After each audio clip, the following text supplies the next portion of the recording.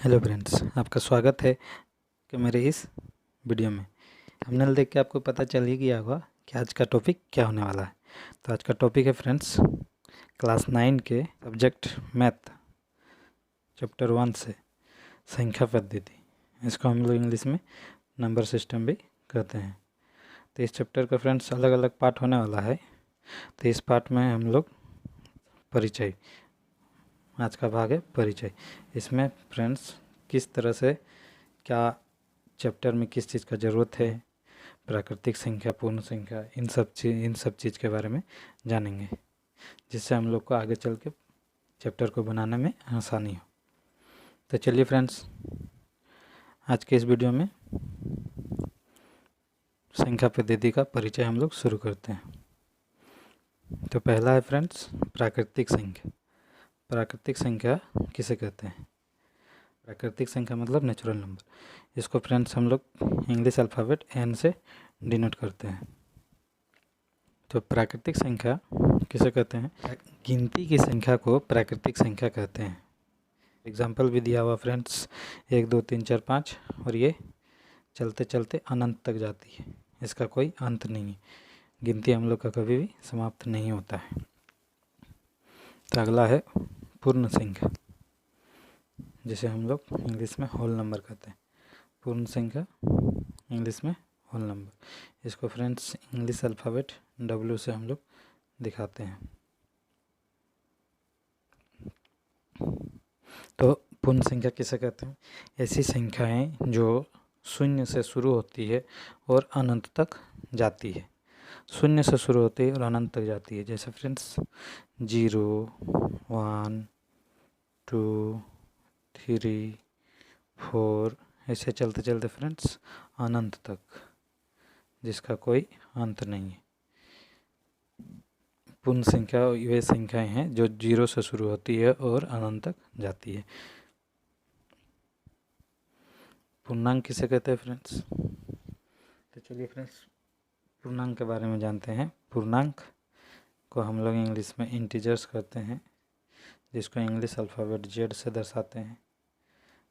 सभी पूर्ण संख्याएं तथा ऋणात्मक संख्याएं 0 के साथ मिलकर पूर्णांक बनाती है, और इसका दो भाग है। एक को धनात्मक पूर्णांक और दूसरा को ऋणात्मक पूर्णांक कहते हैं। संख्या रेखा के द्वारा भी समझते हैं कि संख्याओं का संग्रह कैसे होता है। ऋणात्मक और धनात्मक मिलकर पूर्णांक बनाते हैं। जैसे यहाँ पे 0, इधर वाले राइट हैंड साइड प्लस वाले को लिखते हैं और लेफ्ट हैंड साइड में माइनस वाले को लिखा जाता है। तो ऋणात्मक और धनात्मक संख्या शून्य के साथ मिलकर पूर्णांक को बनाते हैं। अब चलते हैं फ्रेंड्स अभाज्य संख्या। अभाज्य संख्या किसे कहते हैं? अधिकतर बच्चों को अभाज्य संख्या के बारे में नहीं पता होगा, इसलिए वो लोग बहुत ज़्यादा ही कभी कभी गलती कर देते हैं। तो अभाज्य संख्या ऐसी संख्याएं जो केवल एक और स्वयं से विभाजित होती है, उसे हम लोग अभाज्य संख्या कहते हैं। जैसे कि फ्रेंड्स यहाँ पे हम लोग यहाँ मान लीजिए, एक उदाहरण से आपको समझाते हैं। जैसे यहाँ 3 को हम लोग 1 से विभाज्य करेंगे तो हो जाएगा 0 आ गया।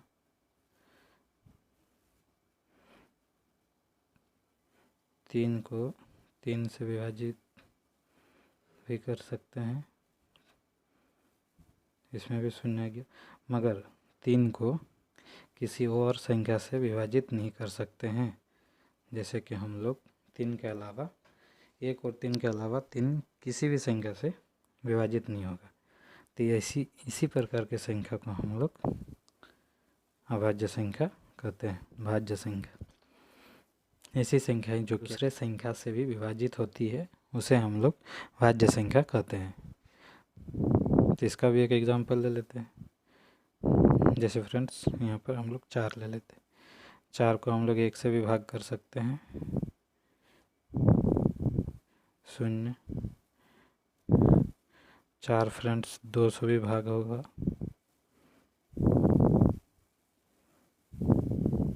0 भी लिख सकते हैं। 4 फ्रेंड्स स्वयं से 4 से भी विभाजित होती है या होता है। तो ऐसी संख्याएं जो एक और स्वयं के अलावे दूसरे संख्या से भी विभाजित होती है उसे हम लोग भाज्य संख्या कहते हैं। जैसे फ्रेंड्स इसका एग्जाम्पल है 4, 4, 6, 8। ये सारी ऐसी संख्याएं हैं जो एक और स्वयं के अलावे दूसरे संख्या से भी विभाजित होती है। अब चलते हैं फ्रेंड्स परिमेय संख्या। तो परिमेय संख्या ऐसी संख्याएं जिसे p/q के रूप में लिखा जा सकता है, परंतु q बराबर 0 नहीं होता है, उसे हम लोग परिमेय संख्या कहते हैं। जिसको हम लोग बोलेंगे बट्टे के रूप में, भिन्न के रूप में लिख सकते हैं, उसी को हम लोग परिमेय संख्या कहेंगे। जैसे यहाँ पे एग्जाम्पल के रूप में वहाँ लिखे हुए हैं 2/3, 1/3, 1/2, ये सारी परिमेय संख्या है। जिसको हम लोग बट्टे के रूप में लिख सकते हैं उसको हम लोग परिमेय संख्या कहते हैं साधारण भाषा में। अब चलते हैं अपरिमेय संख्या। अपरिमेय ऐसी संख्याएं जिसे p/q के रूप में नहीं लिखा जा सकता है, उसे हम लोग अपरिमेय संख्या कहेंगे। जैसे पाई का वैल्यू कितना होता है फ्रेंड्स? यहाँ पे देखिए पाई का वैल्यू हम लोग अधिकतर बच्चों को पता है कि पाई का वैल्यू 22/7 होता है। तो आप लोग बोलिएगा फ्रेंड्स पाई को तो हम लोग 22/7 में लिख सकते हैं, तो ये कैसे परिमेय संख्या है? आपने तभी बताया कि जिसको बट्टे के रूप में लिख सकते हैं वो परिमेय संख्या होता है। तो फ्रेंड्स यहाँ पे आपके जानकारी के लिए बता दूँ कि पाई का कोई निश्चित वैल्यू नहीं होता है। हम लोग 22/7 मान लेते हैं, मानकर चलते हैं। पाई का कोई निश्चित वैल्यू नहीं है। अब है वास्तविक संख्या। वास्तविक संख्या सभी संख्याओं का संग्रह, मतलब सारे संख्याओं को मिलकर इस वास्तविक संख्या बनती है। ऋणात्मक हो चाहे धनात्मक हो चाहे परिमेय संख्या हो, ये सारे संख्या मिलकर वास्तविक संख्या को बनाते हैं। दूसरे टॉपिक पे चलते हैं, जैसे वास्तविक संख्या और उनके दशमलव प्रसार। वास्तविक संख्या और उनके दशमलव प्रसार, इसको फ्रेंड्स 3 भागों में बांटा गया है। दशमलव प्रसार को 3 भागों में बांटा गया है। पहला शांत आवर्ती का है, दूसरा अनावसानी आवर्ती, तीसरा है अनावसानी अनावर्ती। तो तीनों को फ्रेंड्स एक एक करके हम लोग समझते हैं कि शांत आवर्ती किसे कहते हैं, अनावसानी आवर्ती किसे कहते हैं, अनावसानी अनावर्ती किसे कहते हैं। तो शांत आवर्ती का मतलब यहाँ पे हम लोग डिफिनेशन दिए हैं, परिभाषा लिखे हैं कि इस स्थिति में शेषफल 0 हो जाता है। शांत आवर्ती का अर्थ है शेषफल 0 हो जाएगा। इसको हम लोग एक उदाहरण लेके समझते हैं। जैसे 1/2 ये शांत है क्या अशांत है, इसको हम लोग भाग विधि के द्वारा चेक करेंगे कि ये शांत आवर्ती है क्या अशांत आवर्ती। ऐसा अंश को हर से विभाजित कर देते हैं। यहाँ पे देखिए 2 से छोटा हो जा रहा है 1, इस कारण यहाँ पॉइंट लगेगा, पॉइंट के बदले यहाँ 0 आएगा। तो देखिए फ्रेंड्स 2 का पहाड़ा में 5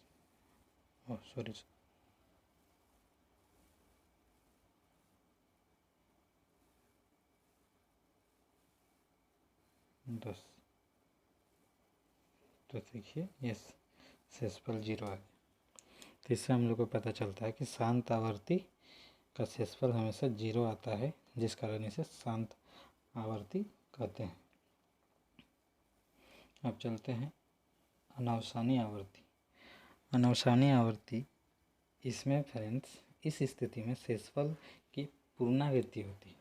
पुनरावृत्ति का अर्थ है जैसे शेषफल में अगर 2 बचा है तो फिर कुछ आगे चल के फिर से 2 बचे, फिर कुछ इसको भाग देते जाएंगे तो 2 2 2 2 आते रहेगा, तो इसको हम लोग बोलते हैं पुनरावृत्ति। बार बार आने लगता है, इसको हम लोग पुनरावृत्ति बोलते हैं।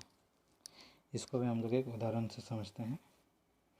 1/3, 3 से 1 को विभाजित करेंगे तो यहाँ देखिए 3 से छोटा 1, इस कारण यहाँ पे 0 आएगा।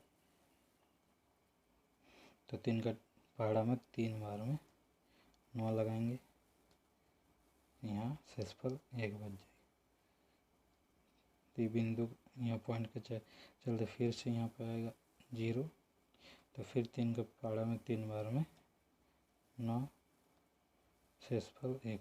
देखिए फ्रेंड्स, शेषफल बार बार एक ही बच रहा है, पुनरावृत्ति हो रहा है।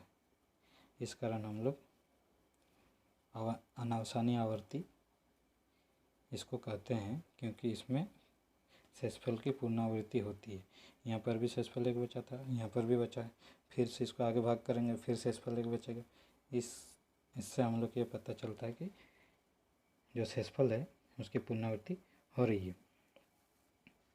तो इसको हम लोग ऐसे भी लिख सकते हैं, 0.3 के ऊपर इसको हम लोग बोलते हैं बार। बार का अर्थ है बार बार आते रहता है, इसलिए हम लोग इसको बार बोलते हैं। अब है फ्रेंड्स आज का अंतिम टॉपिक, अनावसानी अनावर्ती। इसका डेफिनेशन है, इस स्थिति में शेषफल की पुनरावृत्ति नहीं होती। शेषफल पुनरावृत्ति नहीं होती, इसमें अलग अलग शेषफल आते रहता है, जिसको हम लोग बोलते हैं अनावसानी अनावर्ती। इसमें हम लोग जैसे कि 0.04, 0.04, फिर फ्रेंड्स 0.5, ऐसे कुछ आते रहेगा जिसमें शेषफल की पुनरावृत्ति नहीं हो रही है और ये शांत भी नहीं हो रहा है। इस कारण इसको अनावसानी अनावर्ती कहते हैं, जिसका शेषफल हमेशा कुछ न कुछ अलग अलग आते रहता है। मिलते हैं भाग 2 में। भाग 2 में उसमें हम लोग सॉल्व करेंगे एक्सरसाइज 1.1 के सभी प्रश्न, सभी क्वेश्चन को। अगर वीडियो पसंद आया तो वीडियो को लाइक, कमेंट और शेयर करें, और चैनल को सब्सक्राइब कर बेल की घंटी को दबा लें, ताकि आपको मेरे अगले वीडियो की नोटिफिकेशन मिलती रहेगी। धन्यवाद। जय हिंद, जय भारत।